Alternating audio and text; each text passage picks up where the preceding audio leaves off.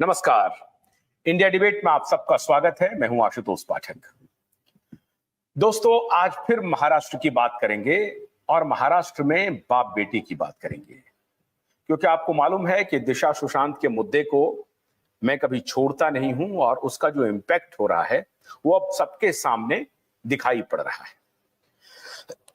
बाप बेटी की हालत ये हो गई है कि उनकी सारी रंगबाजी अब धरी की धरी रह गई।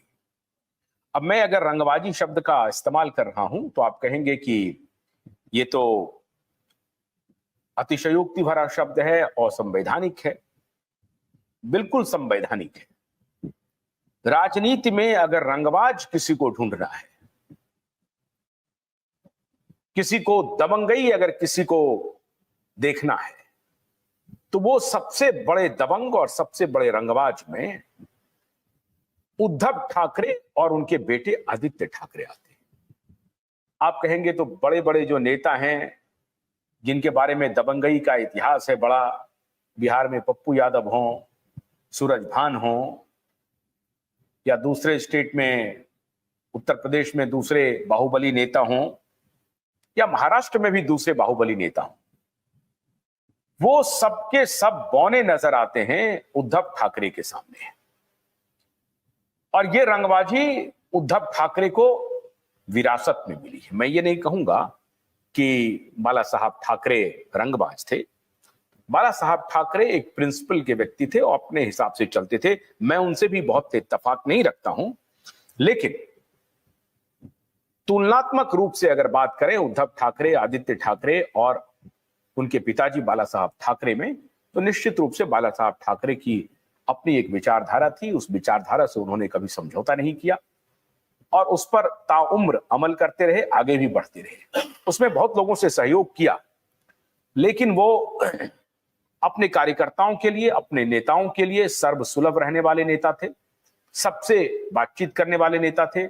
उनका दरवाजा हमेशा खुला रहता था और लोग तो यहां तक कहते थे कि वो छोटे छोटे कार्यकर्ताओं को नाम से जानते थे। बड़े बड़े नेताओं को तो वो जानते ही थे, छोटे छोटे कार्यकर्ताओं को बाला साहब ठाकरे नाम से जानते थे। और यही उनको राजनीति में इतना बड़ा कद देने में कामयाबी दिलाया।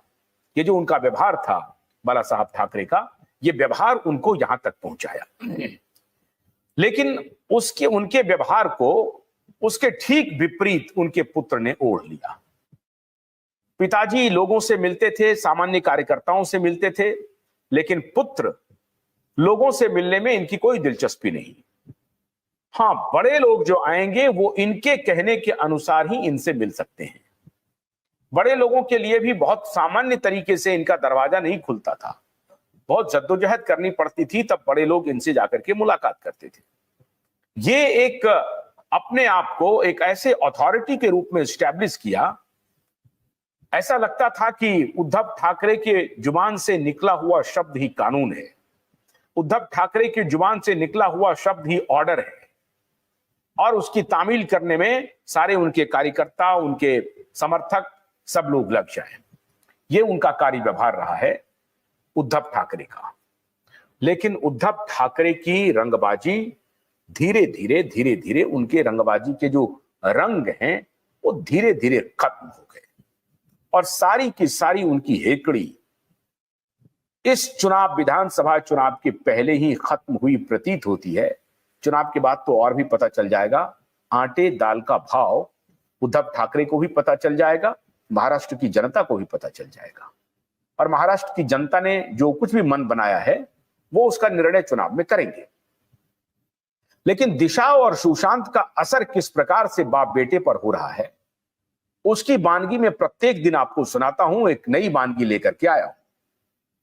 कल सीट शेयरिंग हुई है महाविकास अघाड़ी के बीच में। 255 सीटों पर लगभग बात बन गई है और तीनों पार्टी, शिवसेना उद्धव, एनसीपी शरद पवार और कांग्रेस पार्टी, ये तीन बड़ी पार्टियां महाविकास अघाड़ी में शामिल हैं। और छोटी पार्टियों में समाजवादी पार्टी, अभी समाजवादी पार्टी का एनसीपी के साथ अलायंस है, फिर अन्य जो पार्टी है, छोटी छोटी पार्टियां, उनका इक्के दुक्के वो भी अलायंस है। तो 255 सीट पर बात बनी। अभी 30-32 सीट और बाकी है। अब इन 32 सीटों में यह तय हुआ है कि 10 सीटें समाजवादी पार्टी के लिए भी छोड़ी जा सकती हैं और अन्य जो इक्के दुक्के जो चुनाव लड़ने वाले हैं उनके लिए छोड़ी जा सकती है। विदर्भ की सीट है, उस सीट पर सबसे बड़ा पेंच फंस गया है और आज मैं ये बताऊंगा कि दिशा और सुशांत का वॉर कैसे काम कर रहा है।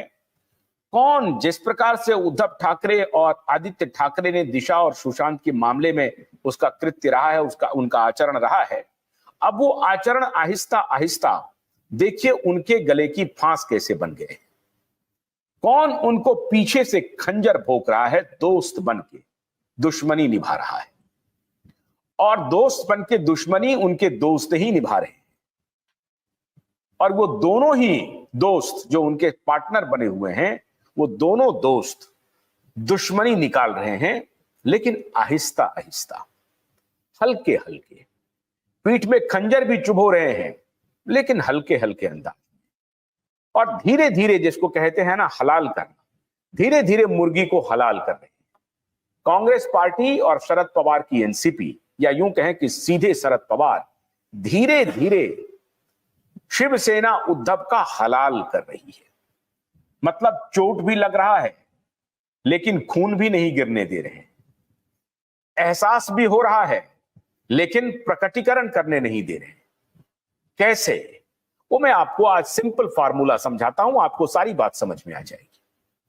भारतीय जनता पार्टी की जब पार्टनर थी शिवसेना उद्धव, क्योंकि अब शिवसेना कह देना ठीक नहीं होगा, शिवसेना एकनाथ शिंदे की भी शिवसेना है और वही असली शिवसेना है, उन्हीं के पास असली निशान है शिवसेना का जो पार्टी सिंबल था पुराना, वो पुराना सिंबल अब एकनाथ शिंदे की पूंजी हो गई है। एकनाथ शिंदे की जो शिवसेना है उसकी पूंजी हो गई है, इसलिए मैं शिवसेना उद्धव कह रहा हूं। शिवसेना उद्धव की जो अलायंस थी भारतीय जनता पार्टी के साथ 2019 का को मैं आपको जिक्र कर रहा हूं। 2019 में शिवसेना उद्धव को सीटें मिली थी पार्टनरशिप में 124 और इस बार महाविकास अघाड़ी में उन्होंने कोशिश की कि 120-125 सीट पर तो वो जरूर लड़ें, लेकिन कांग्रेस पार्टी और शरद पवार ने उनको उनकी औकात बता दी। जब भारतीय जनता पार्टी के पार्टनर थे उद्धव ठाकरे, तो 124 सीट पर मुकाबला हुआ, 288 सीट था उस वक्त भी, आपको याद होगा। जबकि भारतीय जनता पार्टी का स्ट्राइक रेट अधिक रहा, 124 सीट पर शिवसेना उद्धव लड़ी, 56 जीत करके आए। आधे से अधिक सीट शिवसेना उद्धव ने गंवाया। इसकी उस वक्त भी कोई हैसियत नहीं थी इन दोनों बाप बेटा की, लेकिन ये कितने एरोगेंट थे, कितने रंगबाज थे, उसका मैं आपको उदाहरण देता हूं। भारतीय जनता पार्टी जिसकी केंद्र में सरकार हो, भारतीय जनता पार्टी जिसके विभिन्न राज्यों में सरकारें, देश की सबसे बड़ी पार्टी, उस पार्टी के बड़े नेताओं में से एक, और तब तो वो राष्ट्रीय अध्यक्ष भी थे, बड़ी पार्टी, इनकी रंगबाजी का नमूना मैं आपको बताता हूं और कैसे दिशा और सुशांत का फैक्टर काम कर रहा है यह आपको समझना पड़ेगा। सबसे बड़ी पार्टी देश में भारतीय जनता पार्टी, उसके राष्ट्रीय अध्यक्ष को ये दोनों बाप बेटा कहते थे कि अगर मीटिंग करनी है तो आपको मातोश्री आना पड़ेगा।